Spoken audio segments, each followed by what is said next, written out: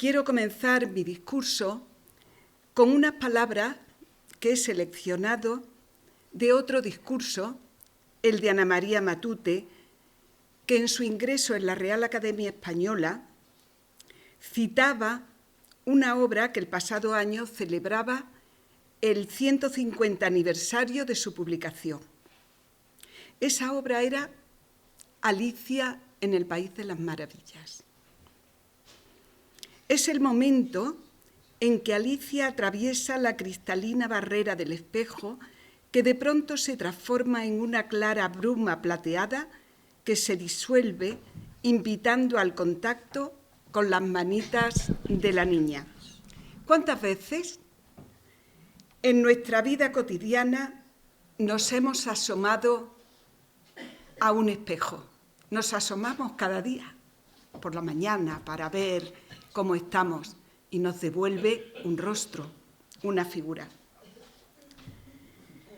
Es ese espejo, siguiendo a Alicia, el que he querido atravesar e internarme en la aventura de conocer otros rostros y otra fisonomía. De ahí el título de mi charla. Una mirada al espejo, la confianza en un rostro, Josefa Segovia. Al atravesar esa fría superficie del tiempo, me he encontrado con un rostro que curiosamente tiene una profunda semejanza con otro rostro. Por eso, en esa imagen del espejo hay dos rostros de mujer, el de Teresa de Jesús y el de Josefa Segovia. El espejo me ha devuelto unos rasgos de semejanza desde la diferencia del tiempo que les tocó vivir y también una concreta fisonomía, cada una con unos rasgos específicos que surgen también del tiempo concreto en el que se desarrolla la vida de cada una. Teresa en el siglo XVI, 1515, tan cercana a nosotros porque el año de Teresa y el año teresiano ha sido tan pródigo en celebraciones de todo tipo, y el de Josefa Segovia mucho más cercano a nuestro tiempo. Y cuando escogía esa cualidad, esa virtud de la confianza, me pregunté, ¿cuál es el sentido auténtico de la palabra confianza? Y yo siempre, como entusiasta por la filología, me acerco a los diccionarios. Y en el diccionario me encontré con distintas acepciones de la palabra confianza. La primera decía, es una esperanza firme que se tiene de alguien o algo. Es decir, la confianza se pone en alguien o algo exterior a nosotros mismos. La segunda acepción es la seguridad que alguien tiene en sí mismo, la seguridad que surge del propio interior. Otra es también presunción y vana opinión de sí mismo. Otra es ánimo, aliento, vigor para obrar. Y esta con la primera me gustó bastante.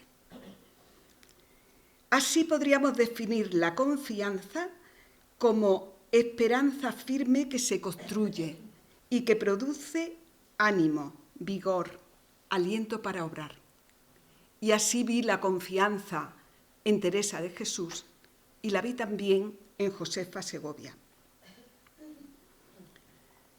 Cuando este año, en mi charla, a ver si esto...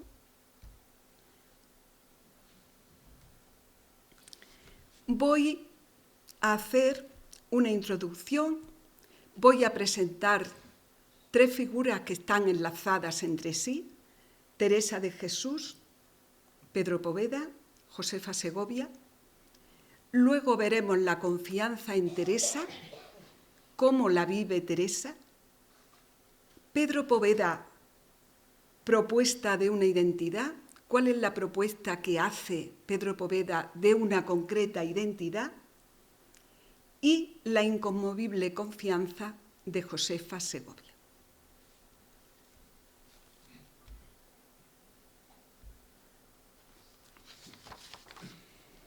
Cuando Maite Uribe, directora general de la institución teresiana, escribía para el presente año una carta en la que proponía la confianza como una propuesta de vida para los miembros de la institución este año, expresaba: no podemos vivir sin poner la confianza en alguien, sin sentir la confianza de los demás.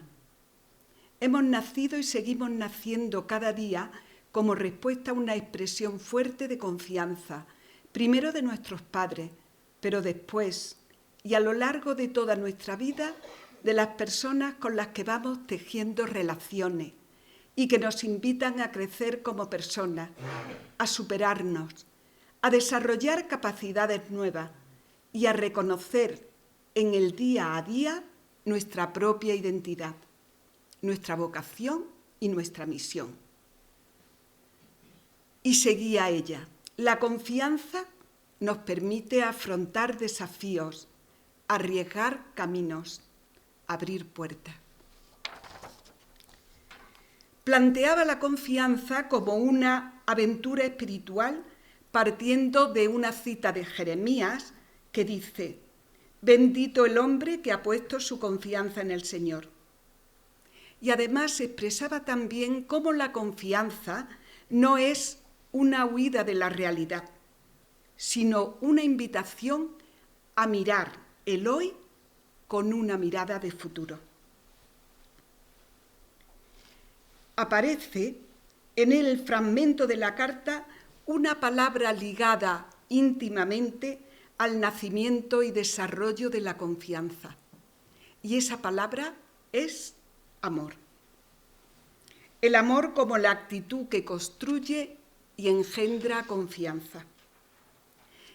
Y es el amor y es la confianza las actitudes que he visto en la fisonomía de esta superficie cristalina del espejo. Porque la confianza como aventura espiritual crece mirando a aquellos testigos que, apoyándose en la mirada de Jesús, son hoy, de manera diversa y complementaria, una referencia de sentido. Y espero que estos testigos sean también para nosotros, en este presente para crear el futuro, una referencia de sentido.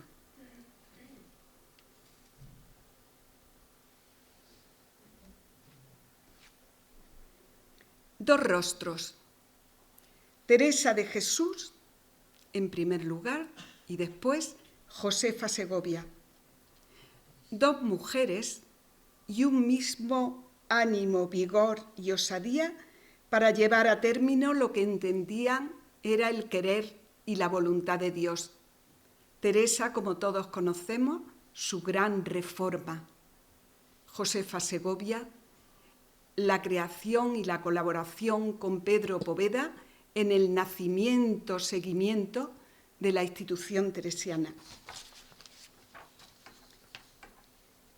Para ver en Teresa de Jesús cómo expresa ella esta confianza que nos abre horizonte para nuestro presente, me he internado en una de sus obras, el libro de la vida, y he constatado que solo 8 veces, muy poco, nombra ella explícitamente la palabra confianza, frente a las 177 veces que nombra la palabra amor, que es la que la genera y la hace crecer, como veíamos anteriormente. La palabra confianza aparece en los siguientes capítulos que vamos a ver, referida a la necesidad de ponerla absolutamente en Dios, en un Dios que tiene rostro humano, Jesús, y al desposeimiento de la confianza en uno mismo. En el capítulo 8, el texto muestra la necesidad de crecer en el camino espiritual, poniendo toda la esperanza en Dios y decreciendo de forma radical en la confianza propia.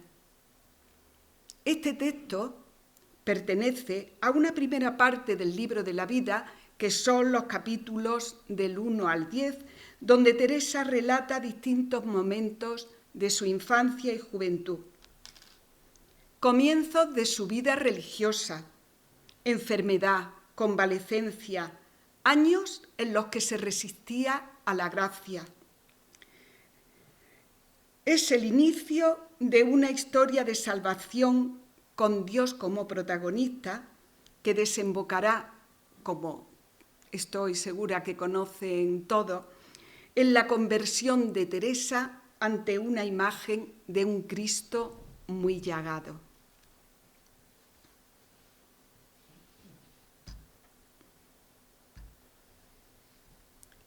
De Teresa. Suplicaba al Señor me ayudase, mas debía faltar a lo que ahora me parece de no poner en todo la confianza en su majestad y perderla de todo punto de mí. Buscaba remedio, hacía diligencia, mas no debía entender que todo aprovecha poco si quitada de todo punto la confianza de nosotros, no la ponemos en Dios. El siguiente texto de Teresa pertenece a la segunda parte del libro, en el que ya hay un avance en ese camino espiritual de Teresa, que son los capítulos 11 al 22, donde, aunque continúan los elementos autobiográficos, introduce el tema de la oración.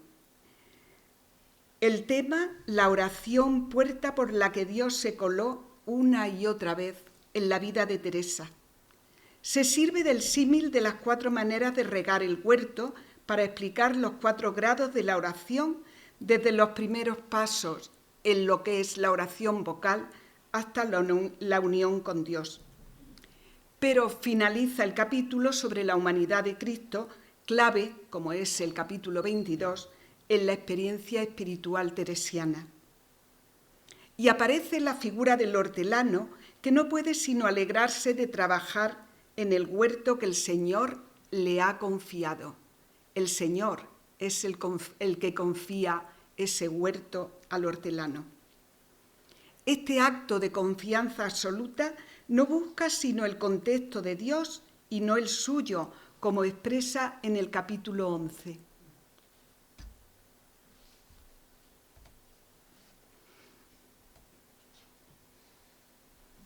Pues, ¿cómo digo que hará aquí el hortelano?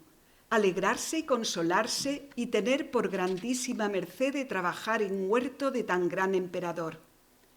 Y pues sábele contenta en aquello, y su intento no ha de ser contentarse así, sino a él, alábele mucho, que hace de él confianza, pues ve que sin pagarle nada, tiene tan gran cuidado de lo que le encomendó.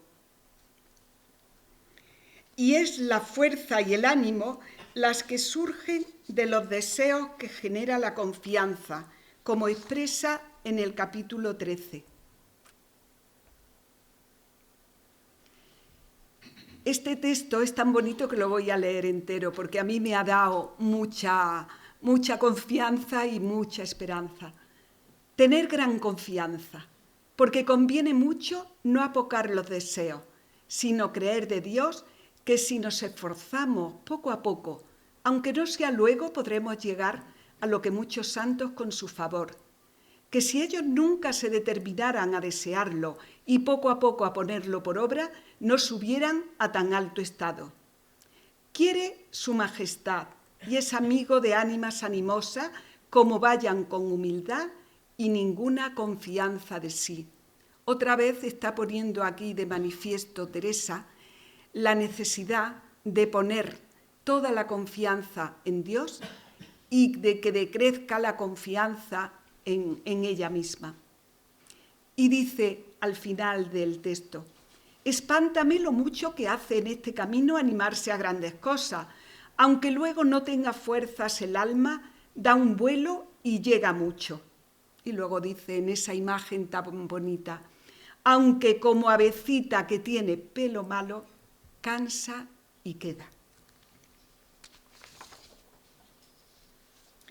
Advierte también Teresa de los peligros que se pueden presentar en el camino al no poner toda la confianza en Dios.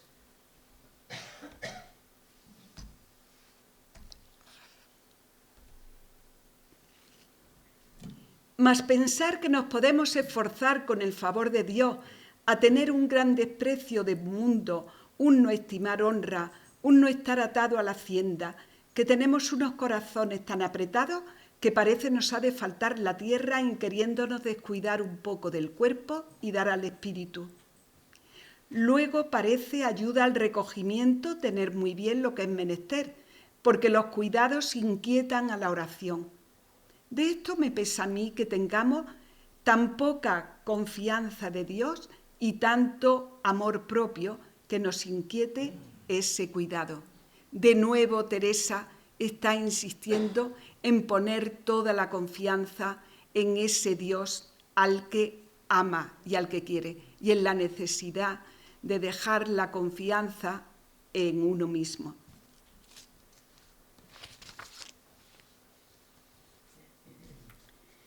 Pero la confianza que pide Teresa es una confianza sin discreción, radical, completa. La siguiente cita pertenece al capítulo 31 y forma parte de aquellos donde ya es definitiva la conversión de Teresa y donde va descubriendo en su vida los efectos que el amor seductor de Dios puede obrar. Experimenta dificultades para entender y dar a entender lo que le sucede. Sufre la incomprensión por parte de quienes la acompañan en ese camino espiritual. En este texto se advierte el cuidado de Teresa por prevenir a aquellos que quieren volar y correr en el camino del espíritu, aunque todavía no están preparados para ello, y les pide que esperen, que confíen.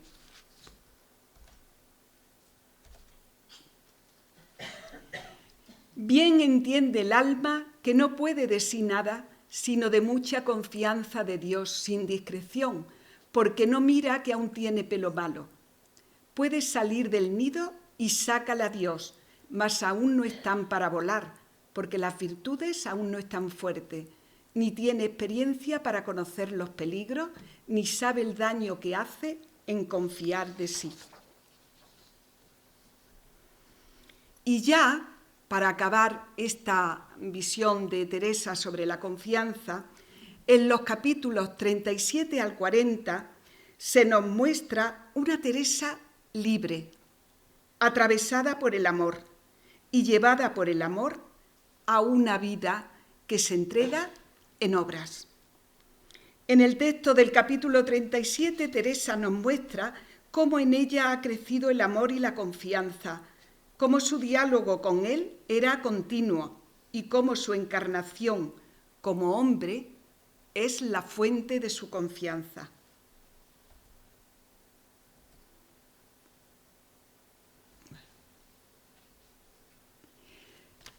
Comenzóme mucho mayor amor y confianza de este Señor en viéndole como con quien tenía conversación tan continua.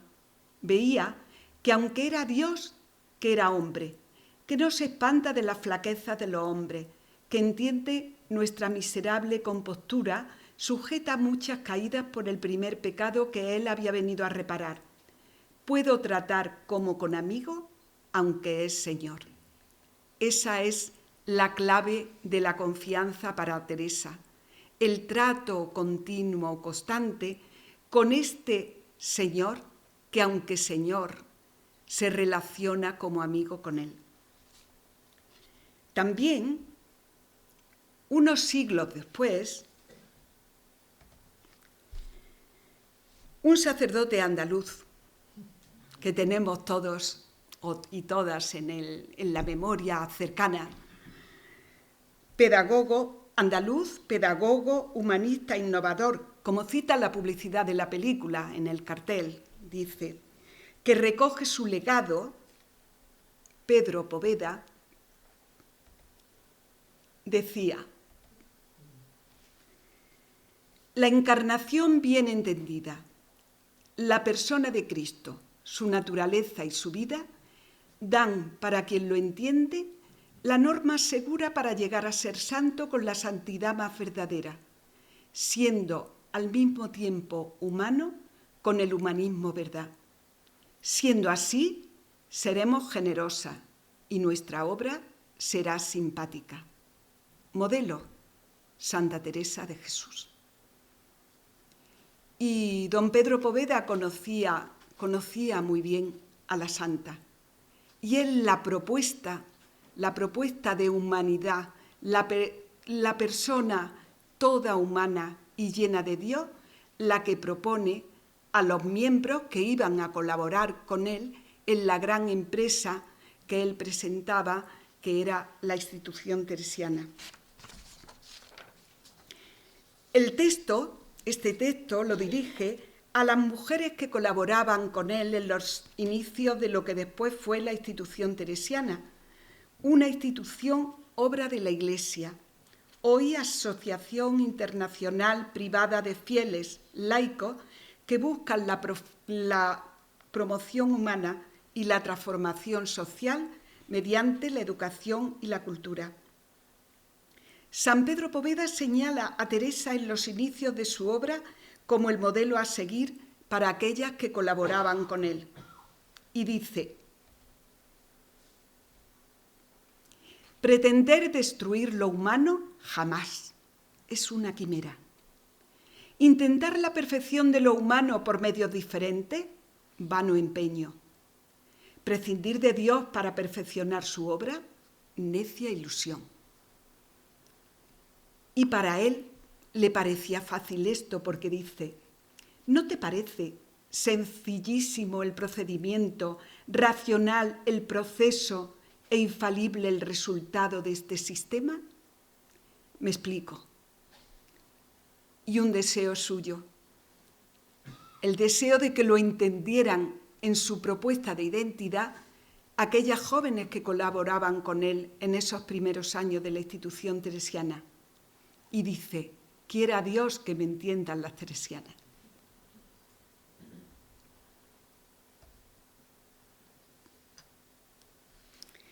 Y es a este grupo de mujeres, en el año 1912, a las que dedica un pequeño folleto donde selecciona consejos y avisos de Teresa de Jesús. Y es significativo que el primer aviso de Pedro Poveda para esas jóvenes que colaboraban con él fuera este. Esta es una cita de la cita que acompañaba el prólogo a la primera edición de las obras de la Santa de Fray Luis de León. Pero ese lo hace suyo Pedro Poveda para dedicárselo a estas jóvenes. Y lo primero que dice es: a lo que debéis aspirar, que como las anima una misma virtud, así las figura a todas de una misma manera, y como en espejos puros resplandece en todas un rostro, que es el de la Madre Santa, que se traspasa en sus hijas. Es el rostro de Teresa de Jesús el que Pedro Poveda, el rostro con todo lo que significa el rostro como luz de ese interior y como manifestación de la misión que Pedro Poveda quería para esas jóvenes, esas primeras jóvenes que colaboraban con él.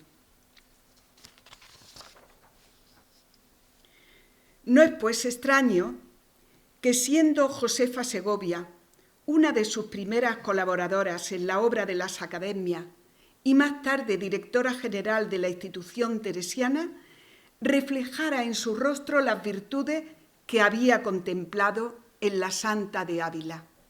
Asimiló muy bien la propuesta de Poveda, porque la confianza es un rasgo de su fisonomía que yo he contemplado en la superficie de ese espejo.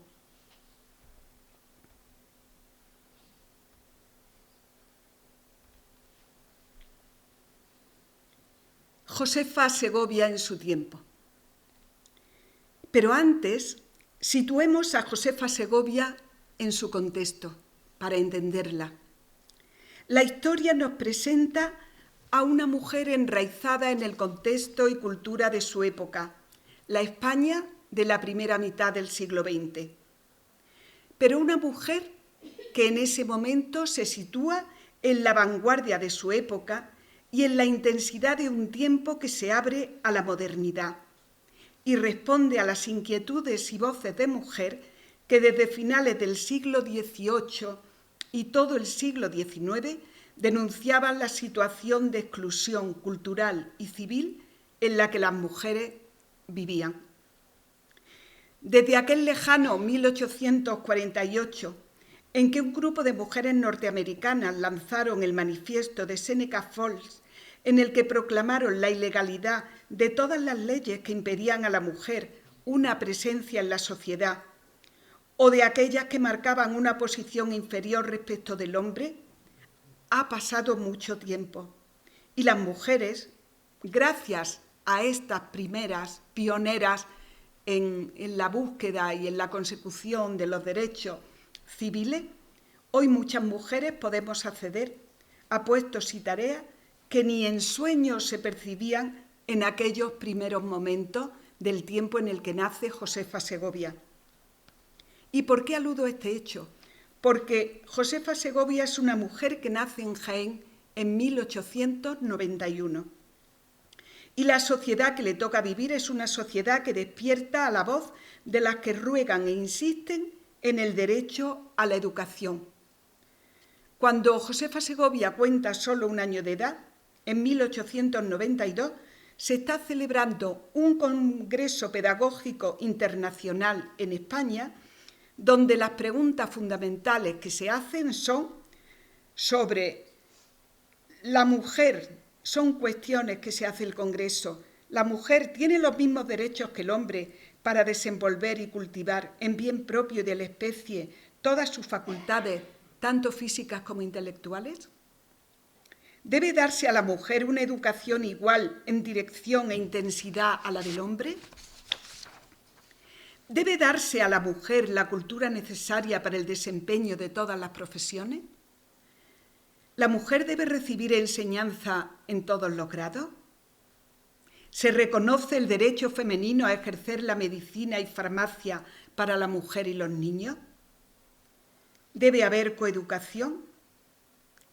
Todas estas preguntas se convierten también en propuestas y reivindicación de derechos de la mujer en distintas autoras como Concepción Arenal en sus obras El estado actual de la mujer en España, la educación de la mujer, el trabajo de las mujeres y la mujer del porvenir. Se señalan hechos paradójicos tales como que a la mujer se le permitía entrar en los institutos y universidades, se le daba un documento acreditativo de su suficiencia, pero se le prohibía ejercer la profesión para la que se le reconoce aptitud. Hasta que en 1910, por fin, esos derechos son alcanzados por la mujer. El contexto en el que nace Josefa Segovia es un contexto provinciano, pero tiene la suerte de contar con una familia que la apoya en sus deseos de formación y estudio. Y va primero a Granada, después a Madrid, donde ingresa en la Escuela Superior de Estudios Superiores del Magisterio. Allí se forma. Josefa Segovia, que aspiraba a seguir estudios superiores, se preparó con enorme ilusión. Ella forma parte de la tercera promoción de la escuela, de 1911 a 1914. Terminados los 2 cursos, vuelve a Madrid para hacer el año de práctica que se le exigía en su plan de estudios. Y esta era la formación científica y pedagógica europeísta de Josefa Segovia. El amor a la ciencia y a la formación seria será una constante a lo largo de su vida, tanto que a los 57 años escribe una carta a los miembros más jóvenes de la institución que están en pleno desarrollo de sus estudios universitarios y les dice, traigo un fragmento porque me parece sumamente significativo para conocer también el carácter de Josefa Segovia y cómo caló en ella esta formación que tuvo y que proponía. Ella repetía en esta propuesta de estudio, decía, esforzaos, repito, por ser las mejores. No aceptéis el ser menos que otras en la palestra del valor científico y de la competencia, de los amplios conocimientos y de la capacidad en el ejercicio de vuestra profesión. Estudiad, esforzaos en haceros las mejores estudiantes, las mejores profesoras. Esto exige la gloria y el nombre del maestro al que servís. Pero también calaba en ella esta propuesta educativa de Pedro Poveda que decía, juntad a vuestra fe virtud y a la virtud ciencia. Y sigue, debéis precaveros de la ciencia sin humildad, sin virtud, porque entonces no solo se os subirá a la cabeza ese vino exquisito, sino que perdería crédito y estimación vuestra ciencia, vuestra persona y vuestra institución. Y define cómo le parece a ella que tiene que ser esa cultura y ese bagaje científico, y dice, de fundamento, de solera, como los buenos vinos, sin alarde ni petulancia, con sencillez, pero con madurez y arraigo. Es muy bonita esta propuesta, por lo menos a mí me lo parece. Y fue además una propuesta cultivada sin cesar por la autora de esta carta.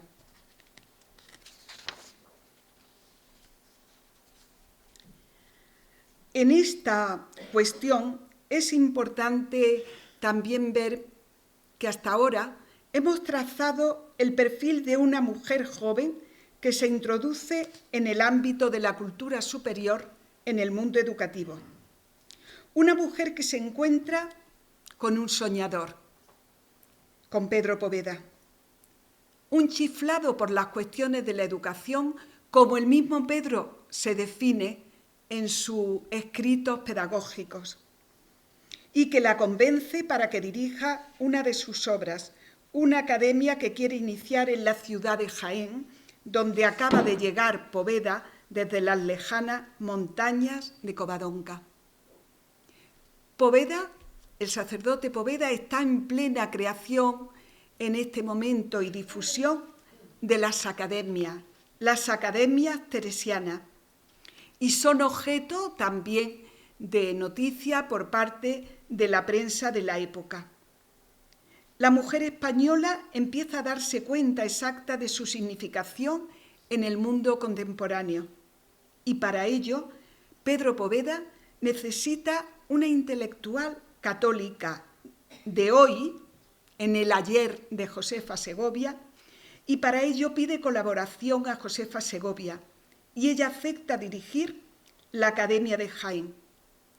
Y cuando por razones profesionales tiene que incorporarse a la Escuela Normal de Orense, este será el juicio de don Pedro Poveda sobre la acción educativa de Josefa Segovia en la Academia. Josefa Segovia tiene que marchar y ante esta prueba, él dice, marcha usted y la casa de Jaén, la academia,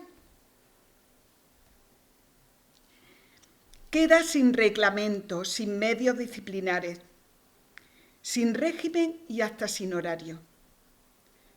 Vivió usted para todo menos para sí.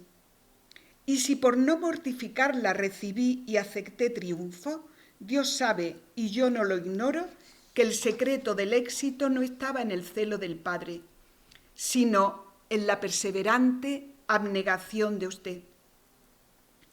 Las palabras de Poveda dibujan un perfil interior y una personalidad en la que destacan la fortaleza, la serenidad, la armonía, la generosidad, las dotes de gobierno, la abnegación.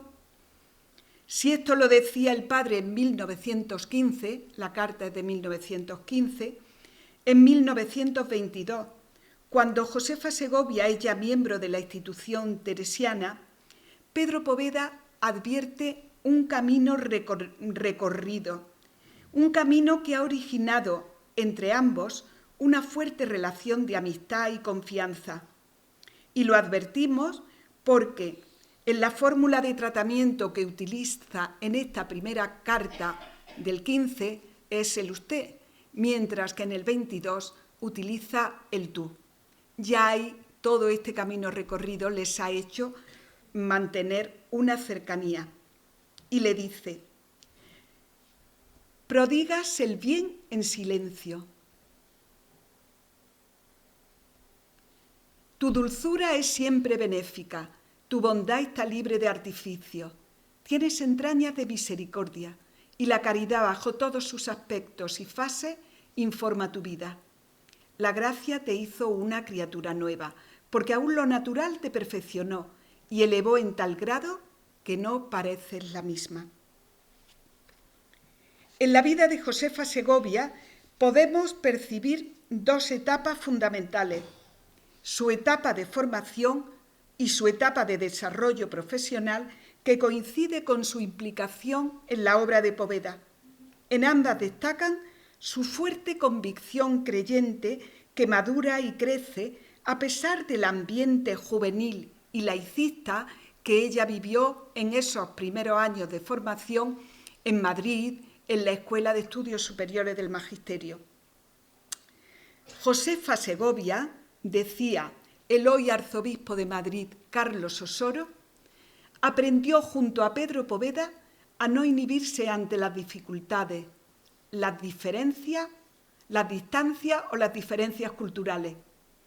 Para los seglares que quieren ser lúcidos en su tiempo, es importante confrontar la vida con una persona como Josefa Segovia, que supo lograr un estilo de vida en el que la apertura a Dios, el dejarse iluminar por su presencia y el sentirse miembro activo de la Iglesia con un amor extraordinario a la misma eran las raíces que la mantuvieron firme en cualquier situación y acontecimiento.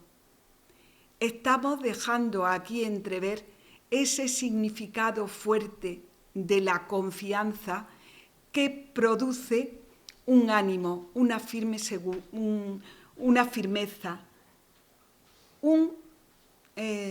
aceptar y dedicarse a aquello que le parecía que era lo mejor en cada momento. Carlos Osoro, además, lo contempla desde una perspectiva.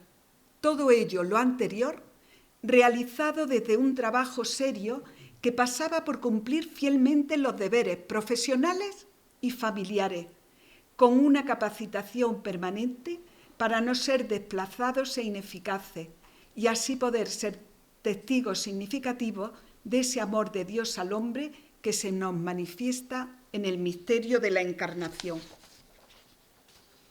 En esos años de juventud, Josefa Segovia se compromete con la institución teresiana, alienta, impulsa el espíritu renovador de las academias. En 1923 viaja a Roma y presenta la institución teresiana a Pío XI. En ese año es cuando Josefa Segovia pide la excedencia de su puesto de inspección para dedicarse de lleno a la dirección de la institución teresiana. Son años de una intensa actividad, de apertura a otros horizontes. Va a Cádiz en el 28 a acompañar a las primeras mujeres que van a Chile a hacerse cargo de una escuela normal. Otras son enviadas a las misiones populares en el sur de Francia. Las asociaciones de la institución teresiana crecen. Se crea una casa de estudios en Oviedo. La institución está presente en estos años en distintos congresos pedagógicos. Se inician actividades universitarias en Valladolid, Salamanca, Santiago, Zaragoza, Sevilla, Granada y Valencia. Se fomenta el asociacionismo femenino y se aviva la conciencia de la presencia de la mujer culta en la sociedad.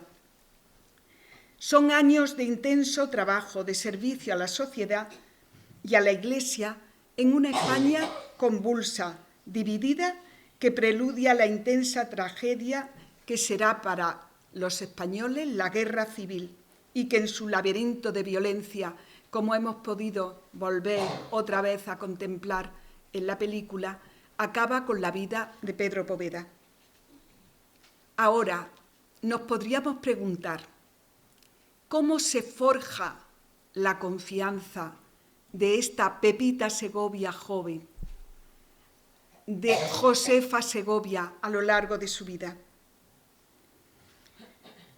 ¿Cómo se forja en distintos momentos y en situaciones de mucha convulsión? Como es cuando Josefa Segovia se siente sola, teniendo que llevar el timón de la institución teresiana en una España dividida, rota, y teniendo también que recoger la herencia y la misión de la institución teresiana.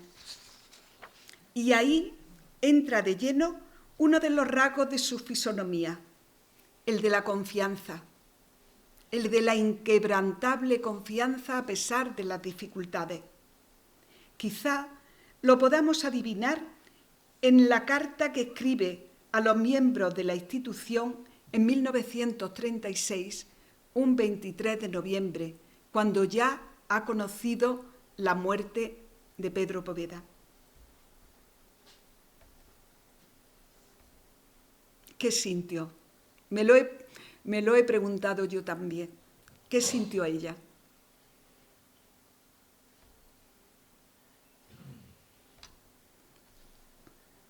Dice, por vuestro dolor podéis, pero dice, ay, no sé si podéis calcular el mío. El vacío de 23 años, trabajando cerca de un fundador santo que era mi padre, mi consejero, mi sostén y mi todo, no sé si podrá alguien calcularlo.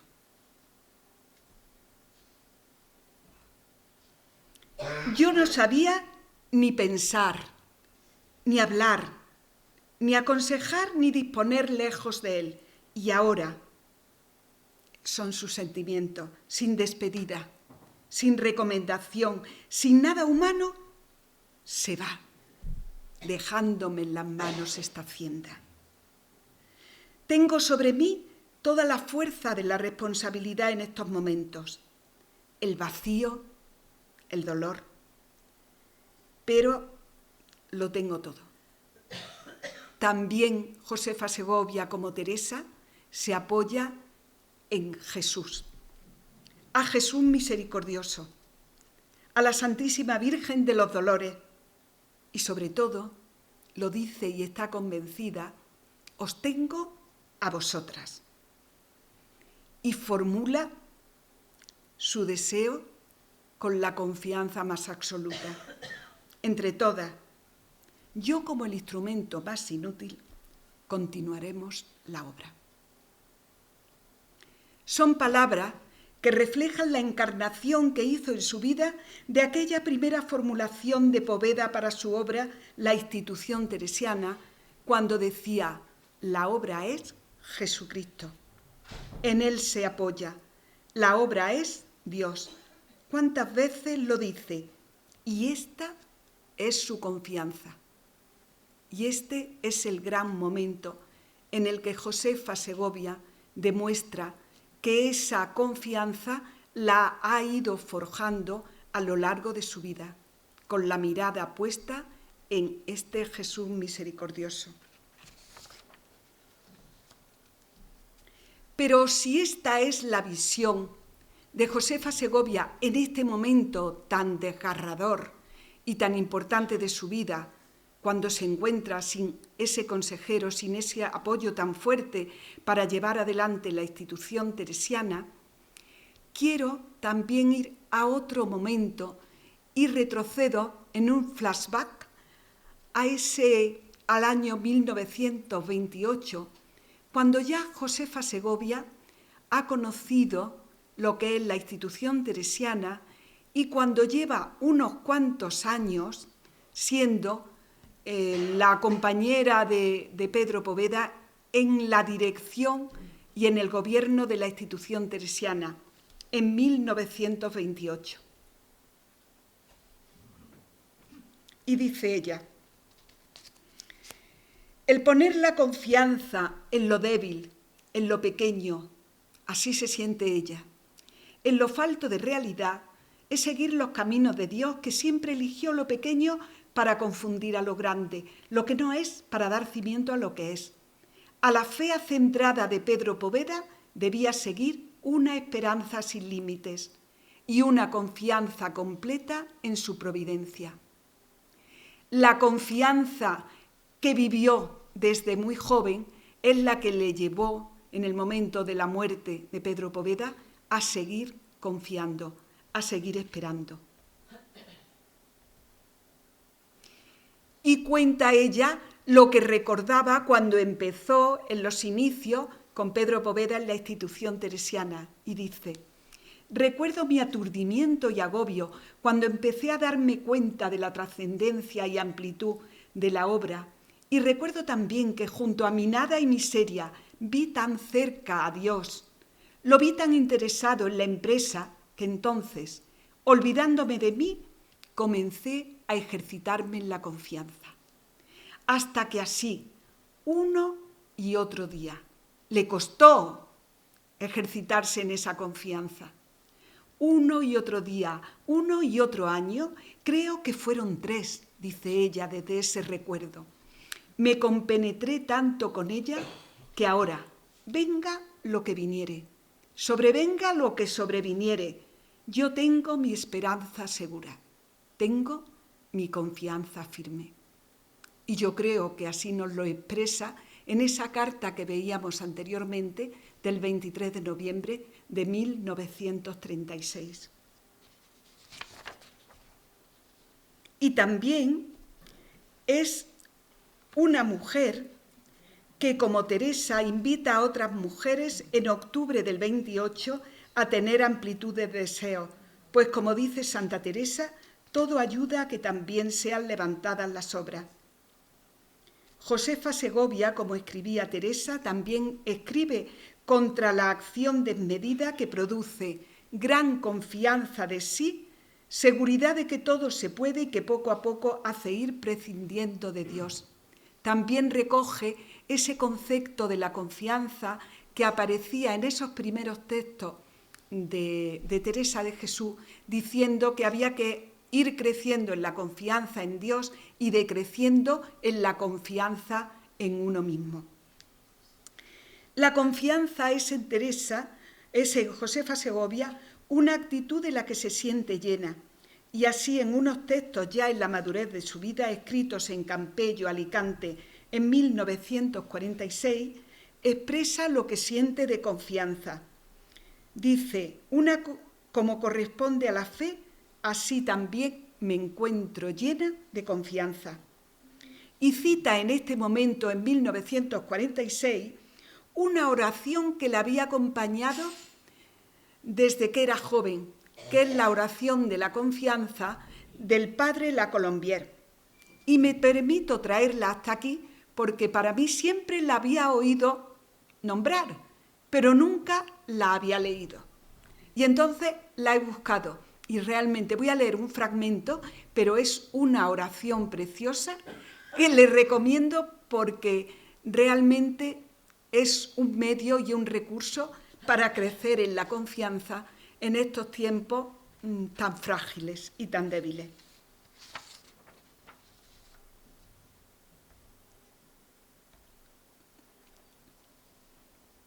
Dios mío, estoy tan persuadido de que veláis sobre todos los que en vos esperan y de que nada puede faltar a quien de vos aguarda todas las cosas, que he resuelto vivir en adelante sin cuidado alguno, descargando sobre vos todas mis inquietudes. Mas yo dormiré en paz y descansaré, porque tú, oh Señor, y solo tú, has asegurado mi esperanza. Esta fue la oración que en Josefa Segovia fortificó su confianza, su esperanza. Y a mí me ha remitido este fragmento de la oración de Claudio de la Colombière al Salmo 71, cuando dice: Tú, Señor, eres mi esperanza, mi confianza desde mi juventud. No me rechaces en el tiempo de la vejez, cuando se debiliten mis fuerzas. No me abandones.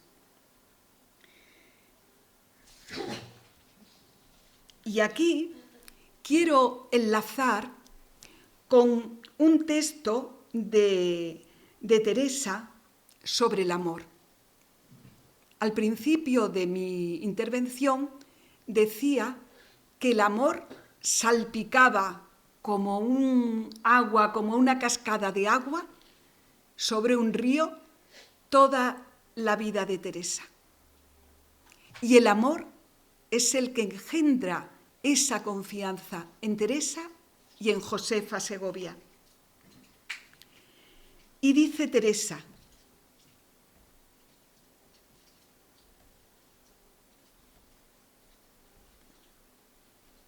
pues quiero concluir con esto, que siempre que se piense de Cristo nos acordemos del amor con que nos hizo tantas mercedes y cuán grande nos le mostró Dios en darnos tal prenda del que nos tiene, que amor saca amor.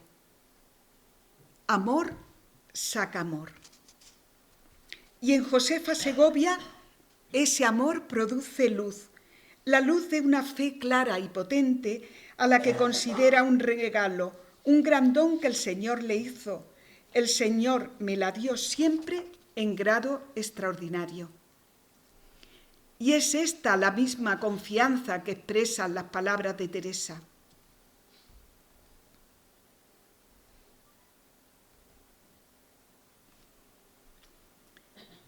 Heme aquí con solas estas palabras sosegada, con fortaleza, con ánimo, con seguridad, con una quietud y luz que en un punto vi mi alma hecha otra y me parece que con todo el mundo disputara que era Dios.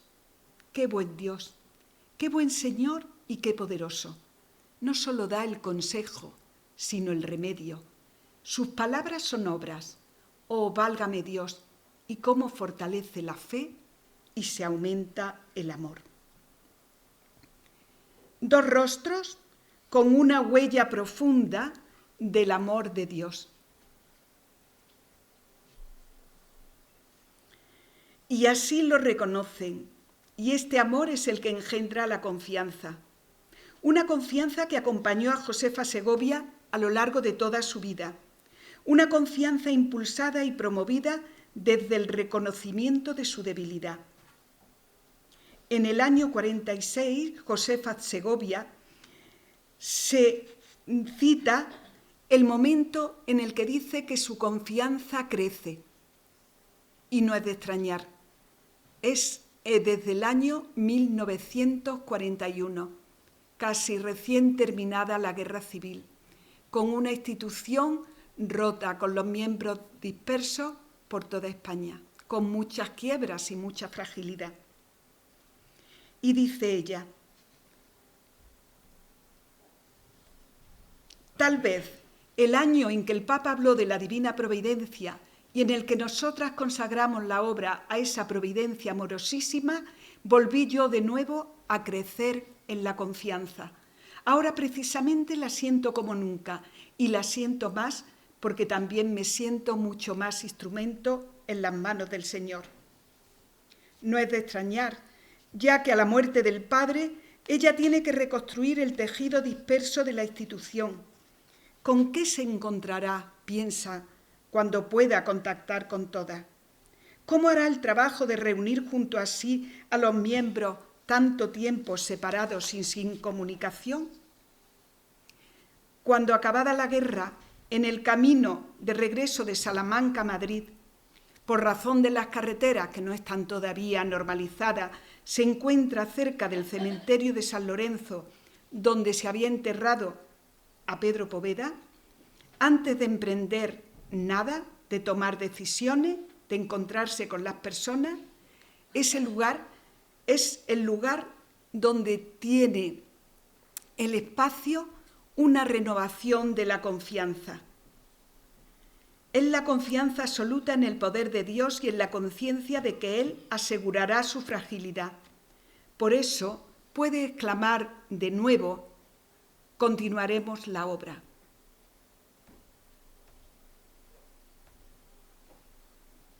Dice: serena y segura le prometí de nuevo a Pedro Poveda, como en aquellos años ya lejanos de mi iniciación en la obra, que sería, con la gracia del Señor y el amparo de mi madre, la continuadora de su espíritu, la encarnación de su doctrina y la formadora de las almas que respondieran a su ideal teresiano. Y dice ella con mucha fuerza a los miembros de la institución: ayudadme a cumplir estas promesas. Después viene la solicitación de la sociedad y de la Iglesia, que reclama la apertura de nuevos centros educativos, presencias en la universidad, colegios mayores, atención al mundo rural, profusión de obras y programas. La extensión internacional fue espectacular en el gobierno de Josefa Segovia. África, Francia, Portugal, Inglaterra, Israel, América Latina, Filipinas. También aquí es importante decir que no solo ella vive la confianza, sino que confía en las personas, en las jóvenes a quienes propone la apertura de la institución a otras fronteras. Sí, Teresa de Jesús fue para ella el espejo de mano donde mirarse, y así lo ofrece a los miembros de la institución. Por ello, cuando nos asomamos a ese espejo, podemos ver la similitud de ambos rostros. Comenzaba al principio de mi intervención con una mirada al espejo y dos rostros de mujer que navegaban por una superficie cristalina y nos regalaban un rasgo importante para nuestro momento actual, la confianza. ¿Qué nos dice hoy a nosotros esta palabra? ¿Cómo significarla y actuarla en un mundo de violencia y fragilidad?